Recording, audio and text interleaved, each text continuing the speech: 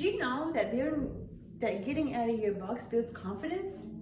Yes, it does, because we all are robots, dun, dun, dun, dun, dun, working 9 to 5 every single day. And if you want to get something out of your life, if you want to make something out of your life, you have to step out of the box, okay?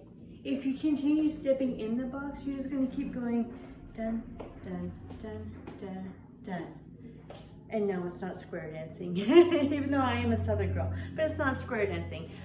So it's time to get out of the box in order to build confidence, because that's what we're going to do today, okay? That's exactly what we're going to do today. So I'm going to tell you a little story. One of the stories that I had to get out of my comfort zone back in 2019. Let me put it this way.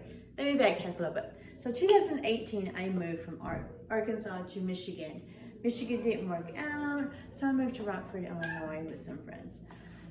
So, and I had the opportunity, which of course I had to bust my butt for it, but I had the opportunity to go to LA because my dream and my goal was to become an actor, a movie star, right? That's all I want to do. Because I love being someone else on stage or even behind camera. So I was so super excited. Man, I'm going to LA. I'm going to LA. That's where the movie stars are. That's where they make the movies. I was super excited, right? However, the first night I got there, you know, it was late. We went out to eat for dinner. That was it. So I had family in LA. So the next morning, I thought, you know, I don't have anything else going on. Before I had like 3 days of workshops and a photo shoot. And I thought, okay, so I had plenty of time. So I had a free day the day before, because I don't like to rush my time.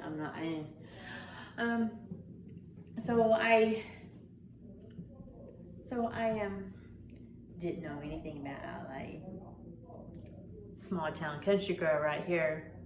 I go to LA and it's like, oh my gosh, insanely crazy. Just the traffic here, traffic there. You're gonna sit in traffic for hours before just going up the street, right? So I didn't know, like I said, I didn't know anything about LA, and I guess a lot of people don't have cars, or if they do, I don't know. So anyway, I noticed that the Walk of Stars was walking distance from my family's house. Walking distance. So that's exactly what I did. The next morning, I took my backpack. I had my good camera, my phone, and some cash on me because, you know, gotta spend some money. And I got down to the Walk of Fame and I'm super excited. I'm like, oh my goodness, I see this museum. I see the Hollywood Wax Museum. I see the stars. And of course, I'm not even paying attention because I don't pay attention to my surroundings. Country girl, we don't pay attention to our surroundings. We just kind of go our business because nobody's gonna hurt us, right? Right? Okay. So I have a wonderful time, wonderful time enjoying myself because it's super excited. So then I thought, you know what? It's time for me to head back to my family's house before it gets dark. This is where it became a what the hell moment. So I start walking back to my family's house and I noticed that I was walking forever. I'm like, man, it didn't even take me 2 shakes of a lamb's tail to get here. Why is it taking me forever? So if you know anything about the streets, I think I was on Santa Monica Street, Santa Monica Boulevard, and I just kept walking. Well, I missed my turn, one of the streets I was supposed to turn. And I missed it, and I'm like, oh, okay. And then I get into this neighborhood that I'm feeling not so comfortable with. But I'm like, okay, I don't know where I'm at. Let me find a place where I can figure out something. So I go down these steps to the subway, and I'm looking at this map. like I said, I've got the small backpack on. And I'm looking at this map and I'm like, okay, they live on this street. My phone's almost dead. My phone has died by this time. So I'm looking on the, I'm thinking, okay, should they live on this street? How can I get there? And I don't know anything about big cities. All these trains were going this way and that way and this way and this way. And I was just like, okay. So I just stood there and I was just like looking, like I was studying it, right? So this guy came up to me, he goes, Miss, what are you looking for? And I said, I'm looking for a certain street. And I told him, and he was just like, oh, these trains don't go there. And I was like, oh, okay. I said, can you help me? And he started rambling something off, and I just know, next thing I know, 2 officers walk up, and they're just like, Miss, are you lost? Obviously. Is it written on my face that I'm lost? Because I'm lost as a goose in a hayfield. And I was like, yes, officer, I am. And he's like, oh, okay, well, let's get out from this subway. This is a subway. You don't need me down here. I was like, okay. So we walked back up to the street, back up the steps to the street. And he's like, Miss, he said, you don't need me in this neighborhood. And I'm like, okay. I was like, well, I can tell you the names. And so I told him the names of my family, and he looked them up. He's like, oh, okay, so this is the name of your family? I was like, yes. I said, does it have the address? He goes, no. I was like, well, I know that they live on a certain street. And he's like, okay. And he's like, can you call them? I was like, my phone's dead. He's like, oh. He's like, you know what? I'm going to stay right here with you. And there was another officer with him. And the other officer called back up and got a squad car, and they charged my phone up to 15%. 15% is better than nothing, enough to make a phone call, right? So I make a phone call to my family, and they're just like, okay, so we're gonna meet you at such and such street. Can you get there? I'm like, I don't know. So the officer is like, oh, miss, he said, I'm not leaving you in this neighborhood. He said, I'm just not leaving you in this neighborhood. He said, I'm gonna put you on this bus. He said, now when the name of the street comes across the bus, this is how well I know these things, come across the bus, he says, you get off, okay? And I was like, okay, yes, sir. And so he put me on this bus. And so the bus driver is like, okay, pretty mama, she's like, so again, when the street name comes up, you watch it. And I was like, okay, so I kept watching. I never seen it. I didn't see it.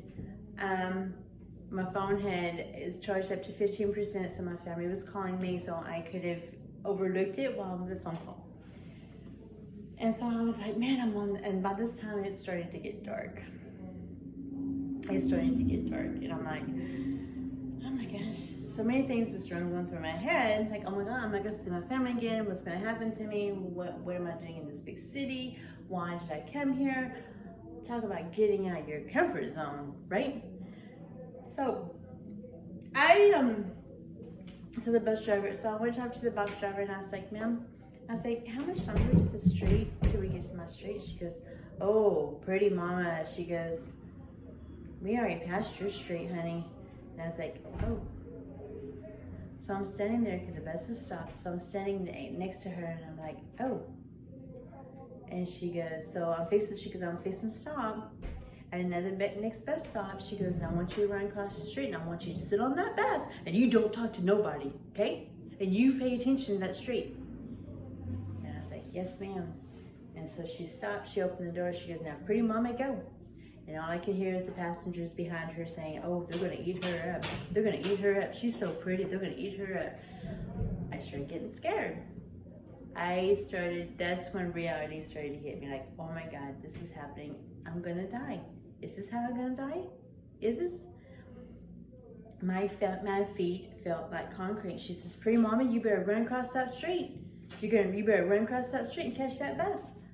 I couldn't. My heart was pounding so fast. My feet felt like concrete. And I wanted to go, but I couldn't go. I wanted to cry, but I couldn't cry. I just stood there. She says, "Pretty mama, you better go." So next thing I know, I had to run. So I ran across the street.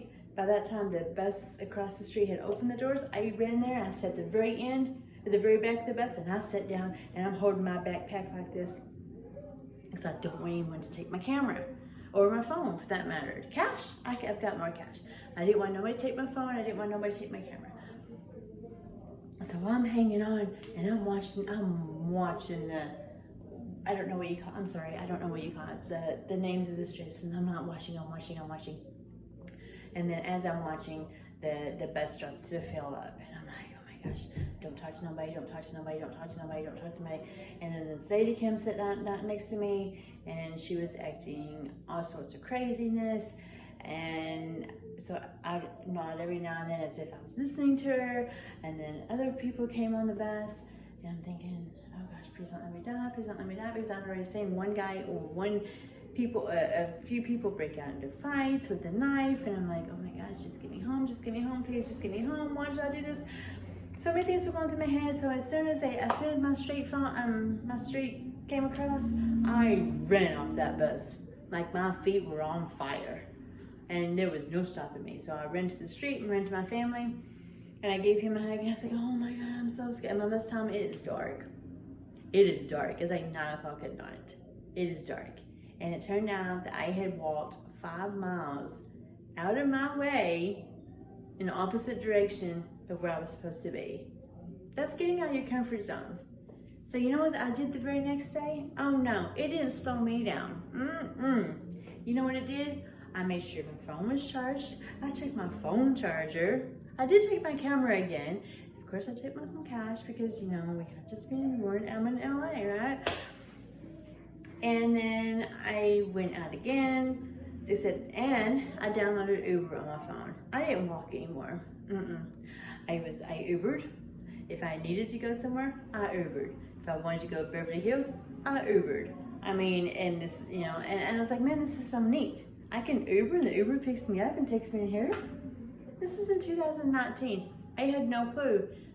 That's how much small town country girl I am.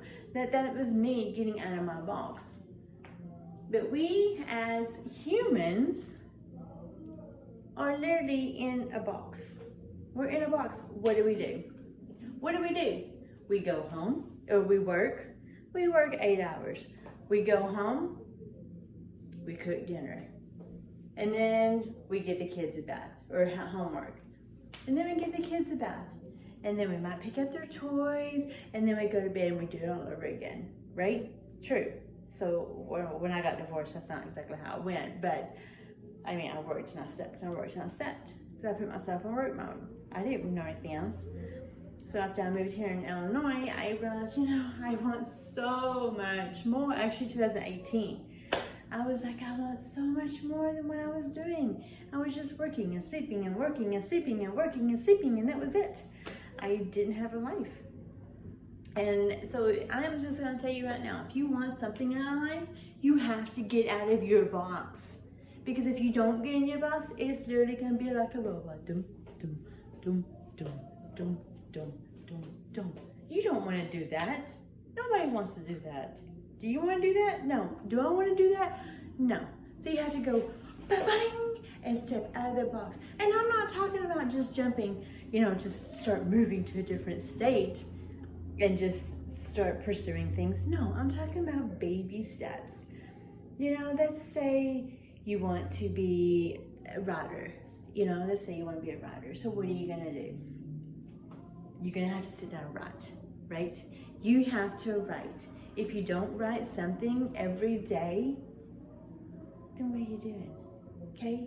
If you want to be a veterinarian, let's just say you want to be a veterinarian. I have a cat. So if you want to be a veterinarian, what are you going to do? You're not going to get a job at McDonald's. No, you're going to get a job at the veterinarian place. at the vet clinic, right? And you're going to learn about the animals. You're going to learn what they need, their needs are. You're going to learn what they require, the playtime, their food, and you're going to learn about them, right?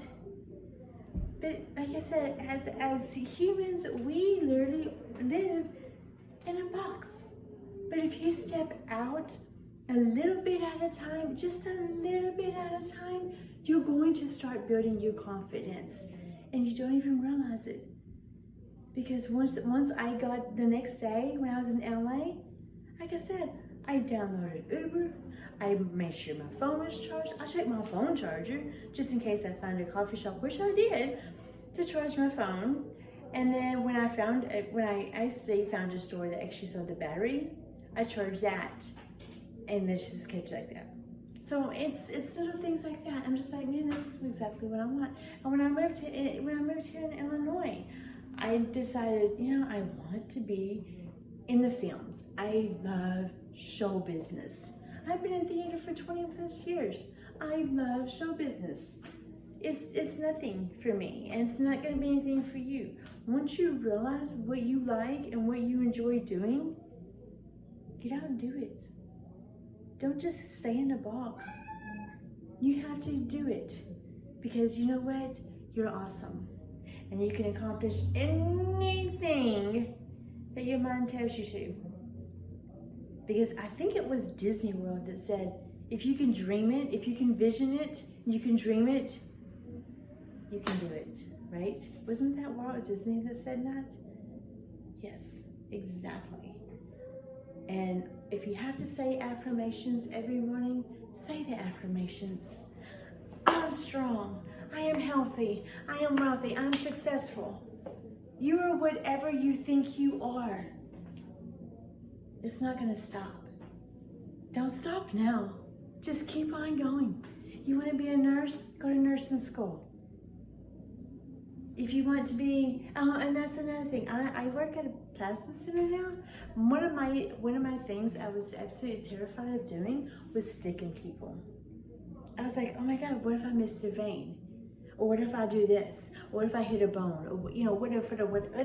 And I'm like, whoa, girl, whoa.